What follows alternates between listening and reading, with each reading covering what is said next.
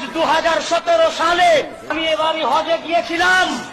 এই বছর আশুরা পাকের দিন 10ই মুহররম ফজরের ওয়াক্তে কাবা শরীফের হাজর ও আসওয়াদের নিকট বাইতুল্লাহ শরীফের মাথাব থেকে পাথর থেকে রক্ত প্রবাহিত হয়েছে। বাইতুল মুকাদ্দাসের কান্না, পাথর থেকে রক্ত প্রবাহিত হওয়া। আমি তো হাজারো হাদিস থেকে কোট করলাম, এগুলো আমরা পড়েছি, আপনারাও পড়েছেন, বড় বড় আলেম। আর আজ শুনুন নতুন ওয়াকিয়া। আজ 2017 সালে, কত সাল? 2017 সাল, যেই বছর যে আশুরা পাক চলে গেল। আমি এবারই হজে গিয়েছিলাম।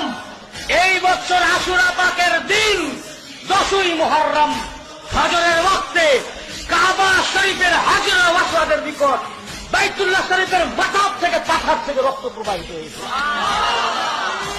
যদি কেউ দেখতে চান, এখানে ল্যাপটপ নাই, না তো আমি দেখিয়ে দিতাম। আমার এই ট্যাবের মধ্যে আছে।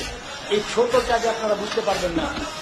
আজ ইন্টারনেটের যুগ, আমি নাম্বার দিয়ে দিচ্ছি, আপনার পকেটের মোবাইল বার করে সার্চ করে দেখে নিন। ইউটিউবে যান, ইউটিউবে গিয়ে সার্চ করুন ব্লাড ইন কাবা। কি সার্চ করবেন? ব্লাড ইন কাবা। তাতে দেখতে পাবেন কাবা শরীফের পাথর থেকে এই বছর রক্ত বেরিয়ে চলে আসছে। এই দৃশ্য